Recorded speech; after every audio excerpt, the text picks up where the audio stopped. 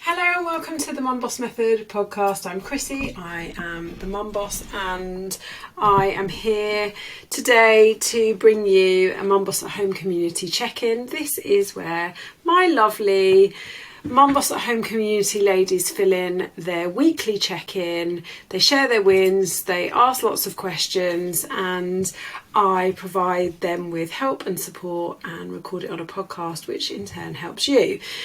Loads and loads of really great questions and great topics to dive into today. So I'm going to get started with the wins. So Laura has said that this week she's been less stressed and busy at work, and this makes things easier as she definitely eats more when she's stressed. Yep, really common, emotional eating.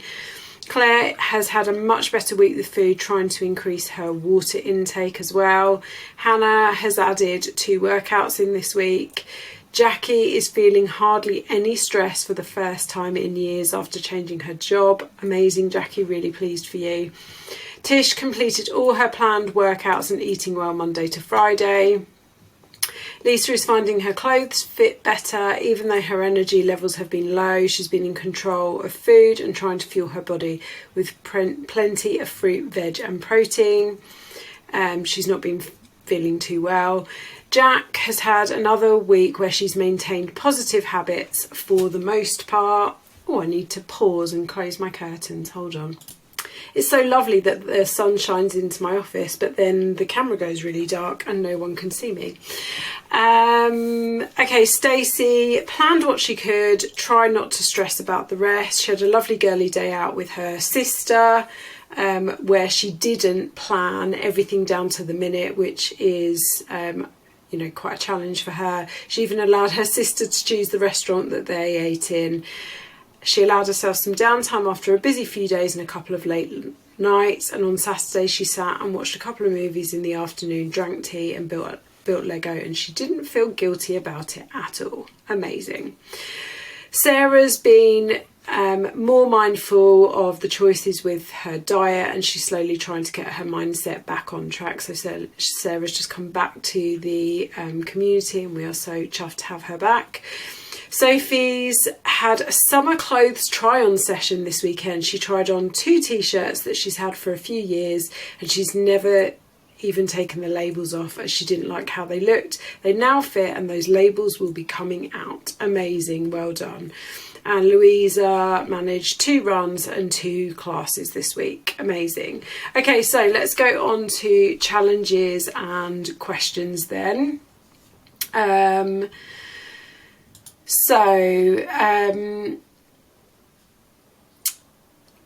This lady has been at a fancy hotel with her husband for her wedding anniversary. This is actually a win. Last night they had a 3-course meal and 3 drinks. She did feel overly full, but the food was delicious. Now this is what I call an FUCK yes. I'm going to swear from now on, a fuck yes occasion. If you are at a fancy hotel, you are child free and you're staying overnight and there's a 3-course meal, you enjoy that 3-course meal, you have those drinks. Lovely. I love it. Okay. I go on holiday on the 28th of June. I feel like I've not lost as much body fat as I would like to for this. Plus I worry I will put anything I've lost back on during this holiday. Should I be trying to eat at the lower end of my calories until then? Any tips for being on holiday? So I'm not going to go through all my tips for holidays on this episode. I will refer you to episode 101, which is about holidays and weight loss. But my overall message is you don't need to go on holiday trying to lose weight. You can go on holiday and maintain where you are. But one of the things that I always say is when you come back from holiday, give it a good week before you step on the scales or take any measurements, because it doesn't matter how hard you try. If you are going on holiday, you will be eating food that is different. You will probably be indulging a little bit more. You may be drinking some alcohol. You may be a bit more dehydrated, and you're likely to do different movement. So you might not work out at all, you might do a few less steps. And generally that is going to mess with the scales because of water retention, not fat. So you could come back, weigh yourself the morning you're back and be 5 pounds up on the scales, but actually that's not body fat, that's water retention. And what we're interested in is losing body fat. So I would always give it a week before you step on the scales and do any measurements when you come back from holiday. So that's talking about when you come back. Now, episode 101 really talks about holidays and my approach to holidays. So I recommend that you have a listen to that. But here's what my top kind of tips really is: try to maintain your protein, fruit and veg habit. So there's no reason why you can't be eating protein still with all your meals. There's no reason. I mean, it depends on where you're going and the type of holiday, but there's no reason why in most places you can't keep on top of protein, fruit and veg. Make sure you stay hydrated, especially if you're going somewhere really hot. And if you if you choose for it to be this kind of holiday, try to get one walk in per day or split it into a couple of little walks. This is just good health. No one wants to come back from holiday feeling rubbish, okay? One of my one-to-one clients, Fiona, recently went on holiday and she was chuffed because for the first time ever, she came home in the jeans she went on holiday with. So rather than it feeling really uncomfortable, she came back in those jeans. She didn't deny herself, but she also didn't go to the point of overindulgence every single day. She was active every day on holiday, either swimming or walking. She ate her protein, her fruit and veg, and she stayed hydrated. Yes, she indulged in some desserts. Yes, she indulged in some alcohol, in some ice cream. But she came back, like I say, in the jeans she went in, and she's never done that before. And she probably listened to that podcast episode as well. So you absolutely won't put it all back on if you remember the habits that we have been talking about and that you have been practicing. This is the problem that is, so you've said, should I be trying to eat at the lower end of my calories until then? Absolutely not. I don't want you to start trying to crash diet in the next, what have we even got, a week and a half until you go on holiday. It's not necessary, especially if you're worried about undoing all your good work. But here's the change in mindset that I want you to have. In the past, think about how you have approached your holidays. Have you got on holiday and gone, that's it, all bets are off, I've been good for this long, now I'm just going to overindulge and eat and drink what I want? And that's the difference, right? Actually, I picked up in the next, in your next part of your check-in. I go on holiday on the 28th, no more events, so I plan to be really good until this time. I want you to get out of this mindset of good and bad. There is no good and bad food. There is no being good and being bad. And there is a similar question a bit later on where I'm going to talk about this, so please make sure you listen to the whole of this episode. But we need to get out of this mindset of, I'm really good up until I go on holiday, and then on holiday I just go completely mental. You know, if you do that, then you are constantly going to be on this never-ending yo-yo cycle, okay? Yes, expect to gain a couple of pounds when you go on holiday. Why shouldn't you? You're not cooking and cleaning up the meals that are being served to you for however long you're going for. There is absolutely no need for you to be crash dieting before you go on holiday. And then what I want to say to you is, you said you feel like you've not lost as much body fat. Congratulations for using the word body fat, because I know that at the beginning of this you were saying weight. You've not lost as much as you would have liked to for this. What are you measuring your success by? Is it just by the scales? What about the measurements? What about the pictures? Now, I know we're not doing the scales or the measurements at the moment, but I've taken a look at your most recent pictures and I can see huge differences. How about how you feel? How about how your mindset has changed? How about how your eating habits have changed? How about how your energy is compared to when you first started working with me and you were absolutely bloody exhausted because all you were doing was loads of exercise because you thought that was the best way to lose fat? How has your mindset changed? You know, let's not forget, the scales do not measure body fat. They can't. They can't measure body fat. They measure your total weight. So your pictures are looking amazingly different. You are fitting into clothes you never fit into before. So I think you will really surprise yourself. Like I say, up until the middle of May, you'd lost almost 9 pounds and you've been banned from the scales until then, until now. You won't put on 9 pounds on holiday. You have to go some to do that, okay? So let's rethink this and give episode 101 a listen to. Okay, right. I thought this was a really good question. Although we're only a family of 3, we all have slightly different routines that differ depending on the day. I want to eat with my family, but I find I often have to do my own food, so I keep in line with my dietary goals, which is not ideal. So it would be really good, this person specifically, if you'd expand on this in the WhatsApp group, if you feel comfortable to, or let me know privately if you're not so comfortable to.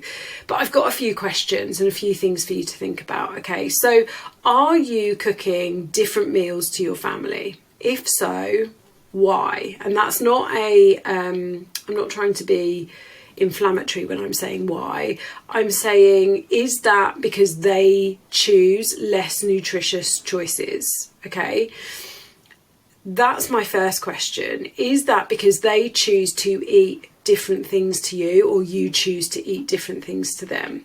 The routine is difficult, and unfortunately there's not a huge amount I can do about that, because, you know, having teenage children and, you know, other halves and stuff, as kids get older their routines do start to look different. I'm going to pick Charlie up from the gym in about an hour, so, you know, I get it. But there really is no reason for you to be eating different food to the rest of your family unless they're absolutely refusing to eat your food, or their food is really high calorie, low nutrient food that you don't want to be putting in your body. And if that's the case, and I agree, for a lot of people, us included, eating together is really important. So routine aside, what can you be doing to try to align the family a little bit more? So is it, and I'm assuming that dinner is the main culprit here, because, you know, Monday to Friday your son is at school, your husband is at work, but, you know, also at the weekends. But how can you meet in the middle a bit more? Do you need to relax a little bit with what you're eating? Or do your family need to be a bit more health conscious? Or is it a little bit of both? And then I'd like you to consider how you were eating before you started working with me. Was it more in line with the way that they're eating now? And what are the benefits that you are finding from changing the way you're eating? So there's, like I said, there's no reason why you should need to eat completely different meals to your family. But I do, you know, it sounds to me that there's maybe some need to be eating a little bit more in the middle, meeting in the middle a little bit more. And if that's, you know, getting them to make more health conscious choices and eat more health conscious meals, that's surely a good thing. And maybe if it's you meeting them a little bit in the middle, maybe is it that you're trying to be too perfect and on point? So it's a bit of a, you know, this is a lifestyle and a very personal family decision, but they're just some things for you to think about. I need to establish a water drinking habit, and I'm also going to start making a bowl of fruit salad as I'm not eating enough fruit. Love the fruit salad idea. This is something that we do when the weather is nice, is make a massive fruit salad that lasts us a couple of days. Tips for drinking more water. So take a big gulp or a couple of big gulps of water as soon as you wake up. Always drink water before tea or coffee, even if it's not caffeinated tea or coffee. I just recommend you drink water before you drink that tea or coffee. Always keep a reusable bottle on your desk. Don't forget that herbal teas count. And if you don't like the taste of water on its own, then add a bit of no added sugar squash. It's not a problem. Okay, so we had this discussion in our WhatsApp group, but I thought I would share it on the podcast and share my response, but we're going to do a little bit more work on it, and I know someone else has commented about this a little bit later on as well. So this person has really been enjoying the same breakfast this week, and I love that for you. I've had a look at what that breakfast is. It looks lovely. You know, I eat the same breakfast most days as well, because it just takes away it's like one less thing to think about. The only problem is that I haven't been hungry for lunch because it's so filling, and a couple of times I've skipped lunch or I've had it quite late. And a couple of days I've had, oat cakes with peanut butter and apple grapes or Babybel Lights for lunch, which has done me. But that seems to be more of what you're talking about being a snack. To hit protein, I have 3 Babybels, and that lunch is then still over 500 calories, not leaving me much for dinner. I'm trying to plan this better to hit protein and calories, but finding I'm not hungry enough for the 3 meals I plan. Okay, so my answer to this, and like I said, we had a little chat about this in our WhatsApp group. So firstly, being full and satisfied is great. I'd much rather hear that than that you're constantly hungry. But there's a few things. So this person I know is not consistently tracking their food. Now, whilst I will say this several times in this podcast, you do not have to track food to lose weight. But if you want me, so in this program, if you want me to specifically review your food and make some adjustments or suggestions to your food, I need to see what you're eating, and I either need you to do that by tracking it on MyFitnessPal and connecting it to our Everfit app, or taking pictures of all your meals for, let's say, a week and adding those to Everfit in the food journal. Okay, so I can't review your food, I can't make tweaks to your food if you're not tracking your food in some way, shape or form. So for this person specifically, and anyone else that wants some help and support on their food choices, track your food for a week using one of those 2 methods, and then I can review it. Okay. Now, ideally, 3 meals a day would be great, because we don't want you relying on just snacks, because eating just snacks for lunch is not reflective of the real world, and it can, for some people, it can be a trigger into just having more snacks. Okay, so there is likely a few tweaks we can make, and by next Monday, when it comes to check-in next Monday, I will have a look at your food diary for you.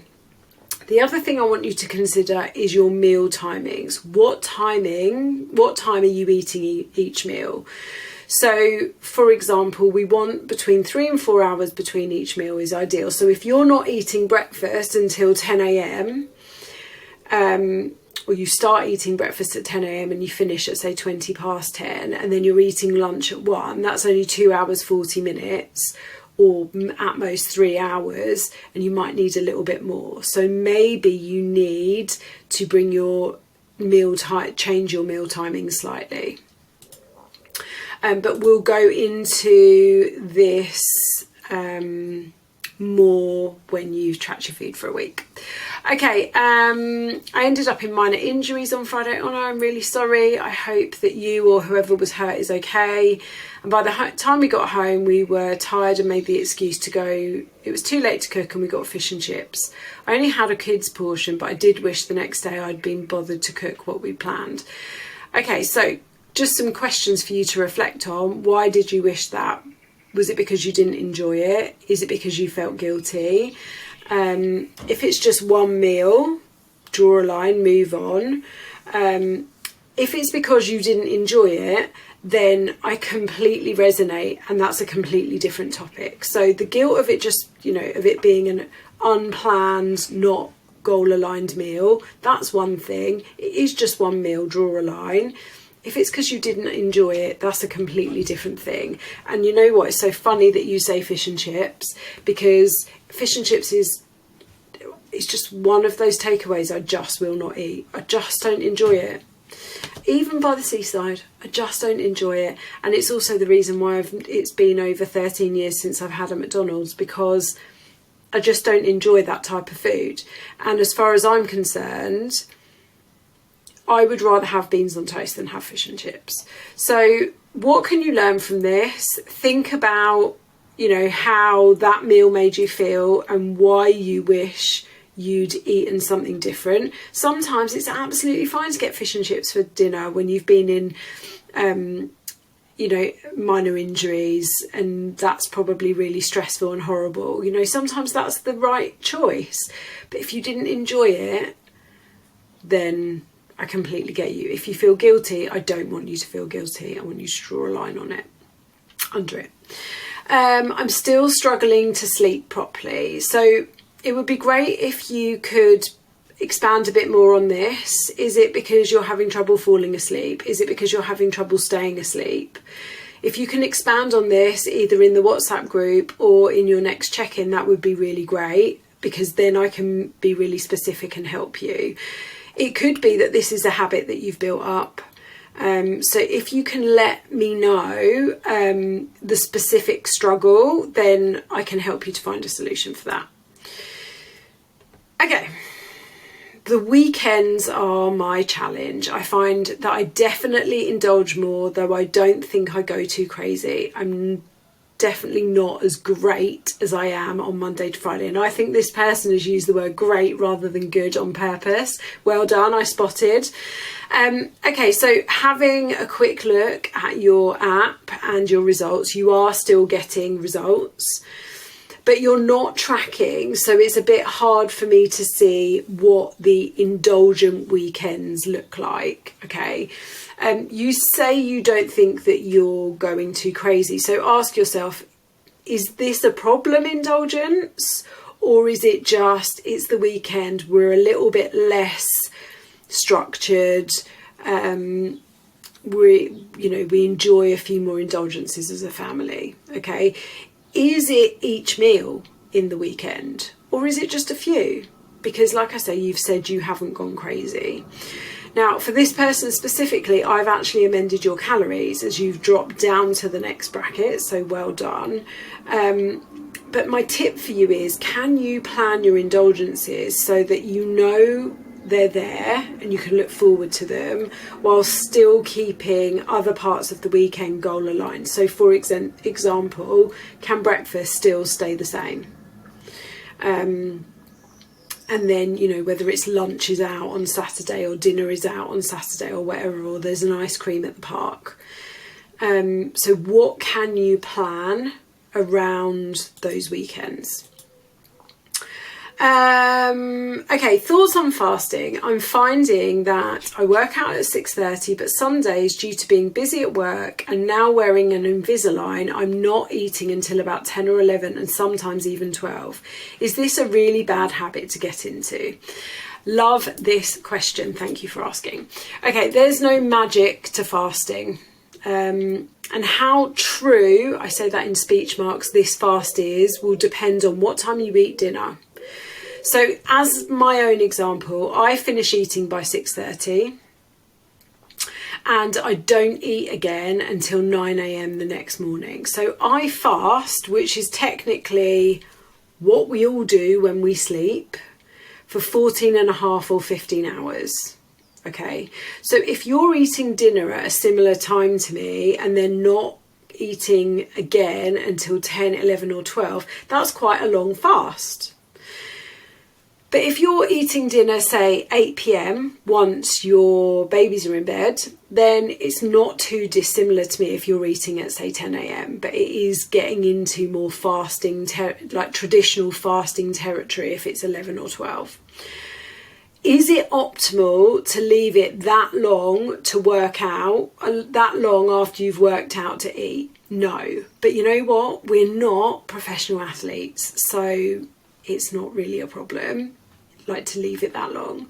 The things to think about are that fasting for weight loss is not magic. It reduces your eating window and helps you to cut calories if you still maintain your calorie deficit within your eating window.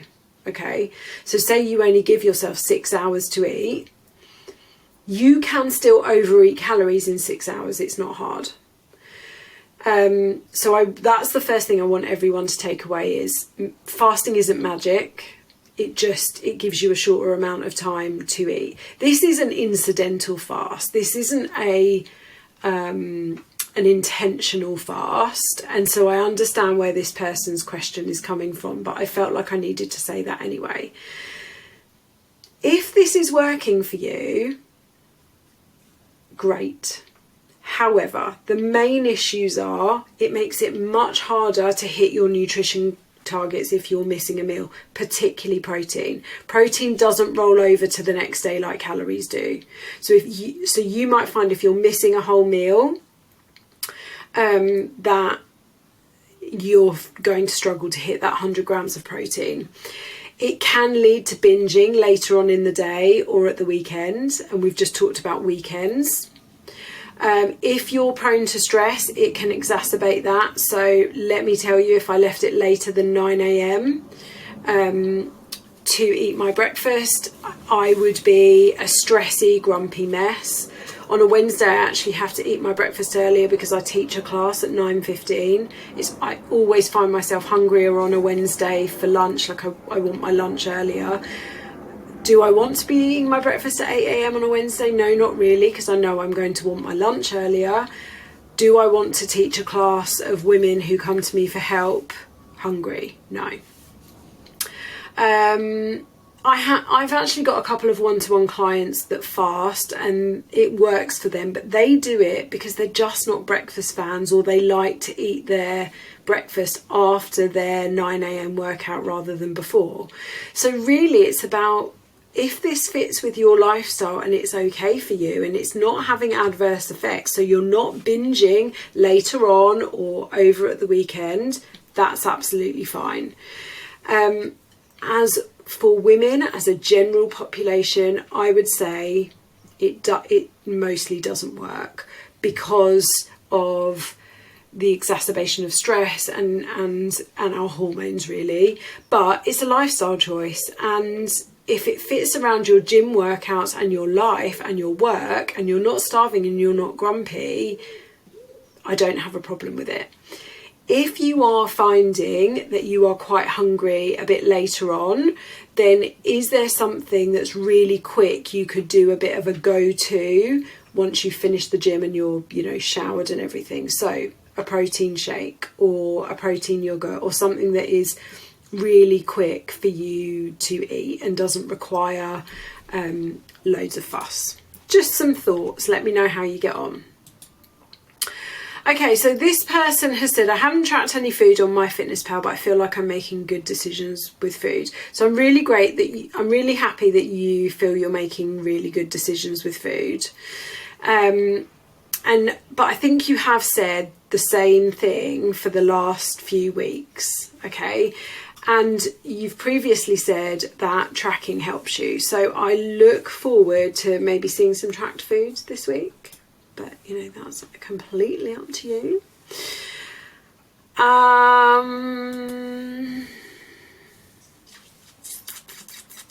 What's next? Okay. I need some help reconfiguring my mindset around my habit of thinking I need something sweet all the time. Okay, so the first step is to change the language that you're using. Okay, you don't need it, you want it. You don't need it at all. You are not going to die without having something sweet. Okay, so, and this person's specifically talking about something sweet after a meal, and many of us have dessert belly, and that's fine. Yep, and we experience this with our kids, don't we? I'm full up, can I have an ice cream, right? But there is a difference between having that ice cream or a chocolate brownie and then having something like a small square of dark chocolate or chocolate. I go to dark chocolate because it's what I eat, or like a protein pudding versus having, a whole bar of chocolate or a giant cookie from the supermarket. So I'd like you to start by not banning yourself from sweet things after meals, but making some smart swaps. So what are you currently having as your sweet thing after your meals? And where is that causing a problem? So like what could I'm having a twirl, a fully blown twirl, and that's taking me 200 calories over my calories every day. Or I'm going in and having a little Freddo, and then I'm going back and having 2 or 3 or 4. So I want you to not ban, but just make some smart swaps and enjoy them mindfully. So rather than going into the kitchen, going into the cupboard where you find the sweet things and standing there eating them in the kitchen, I want you to take it, put it on a plate or in a bowl if that's appropriate, and then I want you to take it away and go and sit and eat it mindfully. So we're not banning, but we're making some smart swaps, which might be we go from a full chocolate bar, I used a twirl earlier, so a 2-finger chocolate bar to a single twirl, right? And a 4-finger Kit Kat to a 2-finger Kit Kat. Or we swap, we stop buying giant chocolate buttons and instead we buy little packets of chocolate buttons, and they're the little sweet treats. Or we utilise those, 10 cow jellies and things like that. But changing that language, you don't need it, you want it. Okay, right. It's been an interesting one this week. I think this is probably a little bit of a win as well. I realised I've been sabotaging myself by sticking to my steps and activity, doing really well and logging everything most of the week, and then doing my usual of telling myself I'm fine having a couple of extra treats at the weekend and not fully logging, which realistically means I've been eating more. I've had my 4-week weigh-in and I only dropped 1 kilogram. Well done for dropping 1 kilogram. It's frustrating that I know I could have been more if I just tried harder at the weekends. So I've had a word with myself. The other thing I just want to say, which I forgot to check, is you say you've only dropped 1 kilogram, but have you taken all other metrics as well? So I'm just checking. No. So I only have your weight in Everfit. I have no measurements and I have no pictures.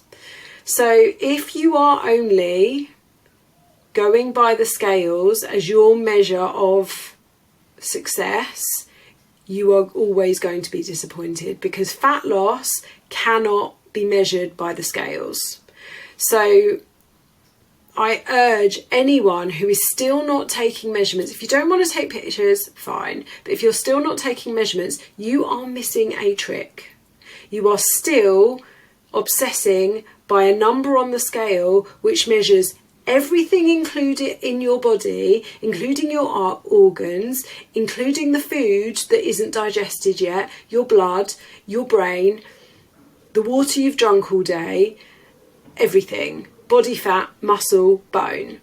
So if you're not taking measurements and you're telling me you're disappointed with your progress, then I can't help you. Not that I can't help you, I can help you, but I can't help change your mind on your progress if you're only using the scales as your measure of progress. When at the very beginning of working with me, if you watched your welcome video and you read your welcome pack, you would have seen, I would have said, please do not use the scales as your only measure of progress. So that's number one. Can you please start taking measurements? And also, haven't you also been getting into clothes that you couldn't get into before? So it might only be 1 kilogram on the scales, but likely to be more in terms of actual body fat, which the scales can't measure. Anyway. I know it could have been more if I just tried harder at the weekends. I think I've just answered that in terms of you're only looking at the scales and it's not the whole picture. This weekend was the first in a while that I've logged absolutely everything. My calories were higher but still under maintenance, and I've tried to look at the calorie goal as an average over the week. Like you said, brilliant, that's great. This week you're determined to improve on this. So I really love this attitude. See tracking as data. What can be measured can be managed, and actually maybe you don't need to worry too much or as much as you think about your weekends. But let's also take some measurements, please. That's for everyone. Okay, I'm still finding food hard. I need to start tracking food properly. Too many social events this weekend. Okay, so I say this, I think, every week, and I've probably said it twice already in this podcast. You don't need to track food to lose body fat. People lost body fat before MyFitnessPal was invented, but you do need to make conscious choices and some sacrifices. You don't need to miss out on social occasions, and actually you can't blame the social occasions, because I'm going to blow your minds here. Ladies, you are all in control of what you put in your mouth. You are in control of what you put in your mouth. You might not be in control of what gets put in front of you, but you are in control as to whether or not you eat it. Okay? So, example, I have a wedding this Thursday, and I happen to know that rather than a set sit-down meal, it's a barbecue. So that does make it a little bit easier, but I am still fully in control of whether I have one burger or two. I'm in control of how many glasses of wine or Prosecco I have. And the same with my whole weekend. After that wedding on Thursday, I've got 2 evening meals out, a trip to London to watch Harry Potter and the Cursed Child, which also includes dinner out, so that's 3 dinners out. I'm also going to a food festival. So all in all, across 4 days, assuming that there are 3 meals in each day, I am not cooking, I'm eating out in some way, shape or form for 7 out of those 12 meals.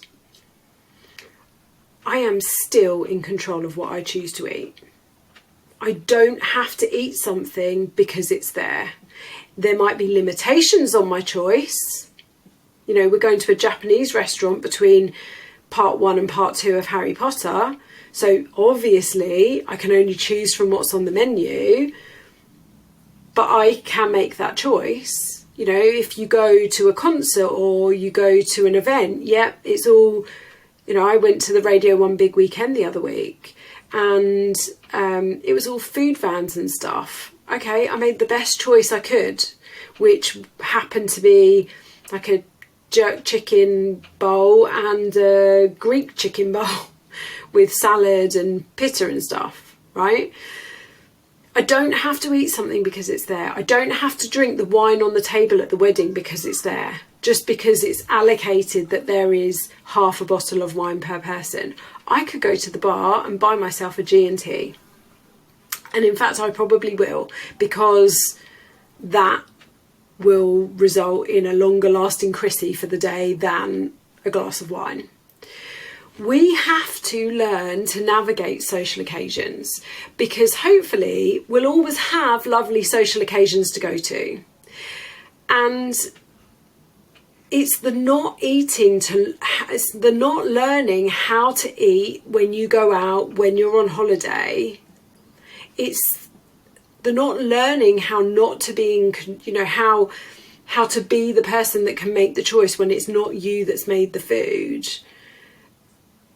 It's all of that learning that means that we make long-term changes. If you automatically go to an event and you say, oh, well, doesn't matter what I eat on this day because I am where I am. No, you can still make choices. You know, like I said, at Radio 1 big weekend, I walk past the burger van, I walk past the churros van, I walk past, I don't like fish and chips anyway, I walk past the noodle vans, because I know that they're not the choices that make me feel good and are most in line with my goals. So I picked the ones that were highest in protein and had most fruit and veg.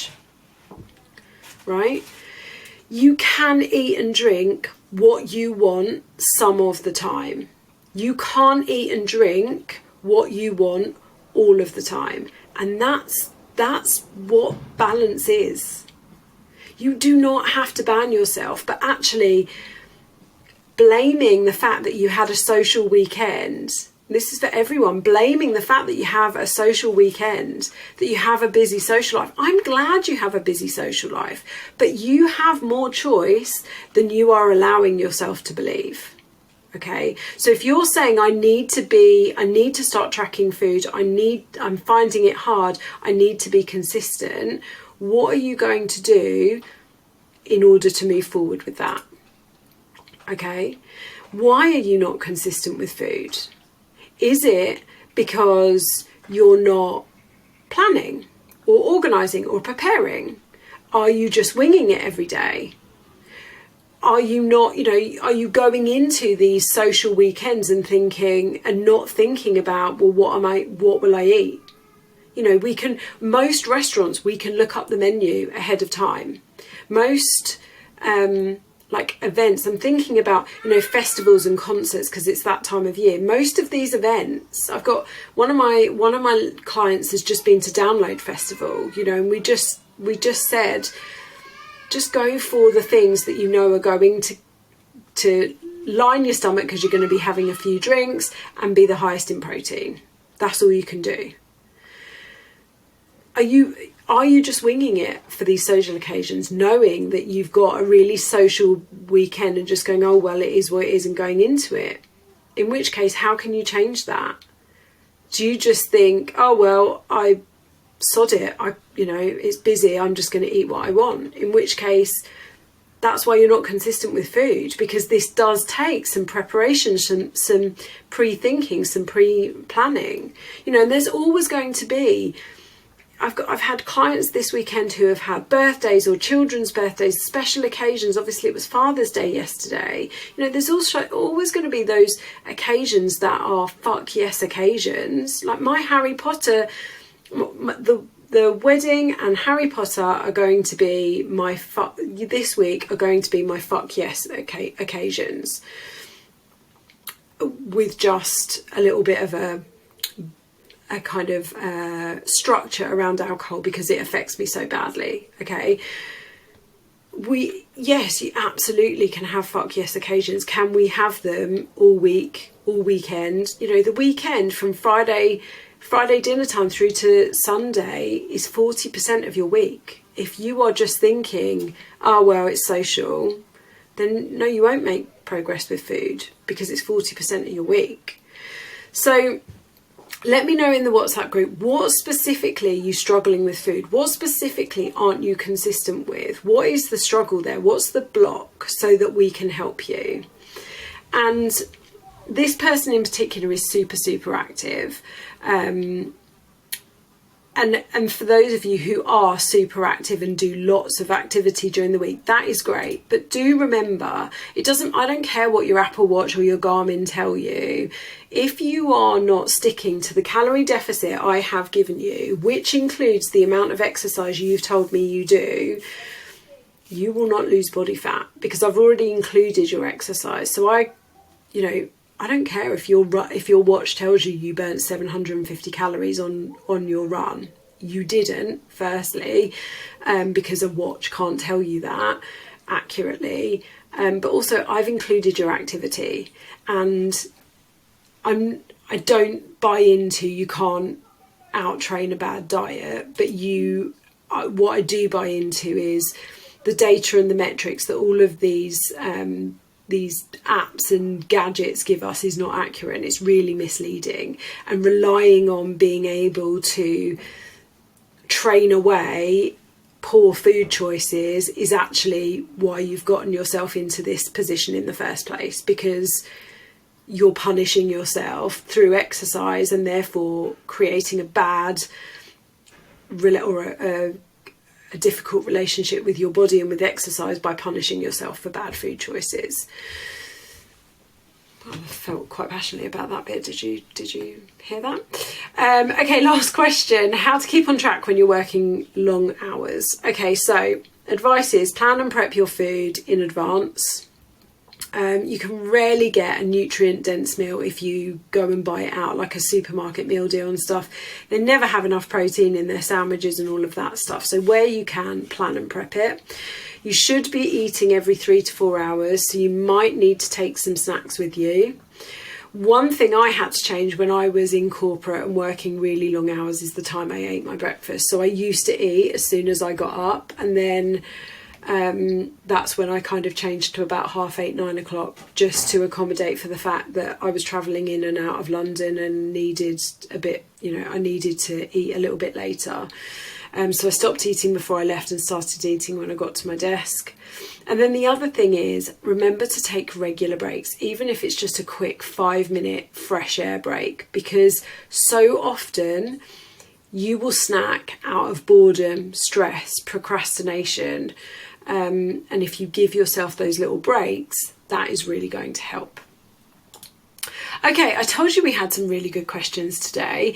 If you are listening to this and it is before Monday the 24th of June, I am running a 5-day Healthy Habit Kickstart starting on Monday the 24th of June, and I would love for you to join. If you're already part of my community or one of my clients, you'll obviously be included in this. But if you like what you hear on these podcasts and you want to join in, then check the link in the show notes or go to my website, themumbossmethod.com/kickstart, and come and join us for 5 days of helping you to build healthy habits and change your mindset around food, exercise, and fat loss.